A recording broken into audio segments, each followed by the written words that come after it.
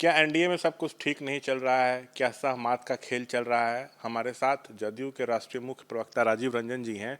रामविलास पासवान की पुण्यतिथि पर जीतन मांझी गए दिल्ली में पशुपति पारस के आवास पर, जो पूर्व केंद्रीय मंत्री हैं, आरएलजेपी अध्यक्ष हैं। उन्होंने कह दिया कि पारस रामविलास के स्वरूप हैं। रामविलास की कमी को पारस ही पूरा कर सकते हैं। चिराग की पार्टी भड़क गई। चिराग की पार्टी की तरफ से कहा गया कि पारस में तो कोई गुण ही नहीं है, रामविलास के उत्तराधिकारी चिराग हैं। अब दोनों दल एनडीए के आमने सामने हैं। चिराग और चाचा पारस में तो बनती नहीं है, बातचीत तक बंद है। अब मांझी इस तरह की बातें कह रहे हैं।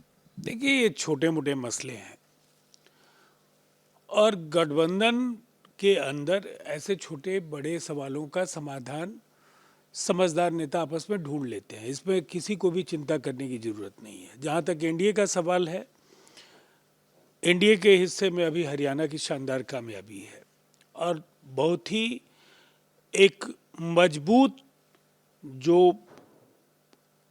वातावरण बन रहा है वो महाराष्ट्र और हरियाणा में बन रहा है। जीत की लगातार जो एक श्रृंखला है उसकी अनेक कड़ियां आपको आने वाले समय में दिखेंगी।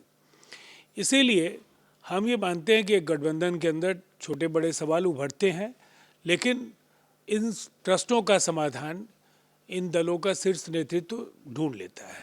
सर, आरजेडी कह रही है कि बीजेपी अपने विश्वस्त सहयोगी दलों को लील लेती है। दुष्यंत चौटाला हरियाणा में उदाहरण है। सो बिहार में बीजेपी के रडार पर चिराग तो हैं ही, जदयू भी है, और मांझी जो है बीजेपी के हथियार हैं, और उस हथियार के जरिए बार बार बीजेपी अपने सहयोगी दलों को हिट करवा रही है। उन्हें एनडीए की सेहत की चिंता नहीं करनी चाहिए। इससे बेहतर समन्वय कहीं नहीं हो सकता है। जिस तरह से पूरे देश में गठबंधन के साथी दलों को जो भी वायदा भारतीय जनता पार्टी ने किया वो उन्हें सम्मान देने का काम किया है। दूसरी तरफ जिस तरह से हरियाणा में आपके साथ कांग्रेस का गठबंधन नहीं हुआ, आप पार्टी ने जम करके अपनी खुन्नस निकालने का काम किया है। लाख कोशिशों के बाद भी पीडीपी वहाँ इंडिया अलायंस का हिस्सा कश्मीर के चुनाव में नहीं हो पाई। तो गठबंधन पर सवाल तो उनके यहाँ है, हमारे यहाँ कहाँ है। एक आखिरी सवाल सर, चिराग भले केंद्र सरकार में मंत्री है, लेकिन कई मुद्दों पे अलग स्टैंड रहा है। चाहे लैटरल एंट्री का मुद्दा हो, चाहे आरक्षण का मुद्दा हो, चाहे जातीय गणना हो। अब झारखंड में ज़्यादा सीटें बीजेपी से मांग रहे हैं और कह रहे हैं कि नहीं मिला तो 25 सीटों पर लड़ेंगे। तो क्या लगता है इस सब के कारण चिराग को कंट्रोल में रखने के लिए मांझी से बीजेपी बयानबाजी कराई है? क्या आपको ऐसा लगता है?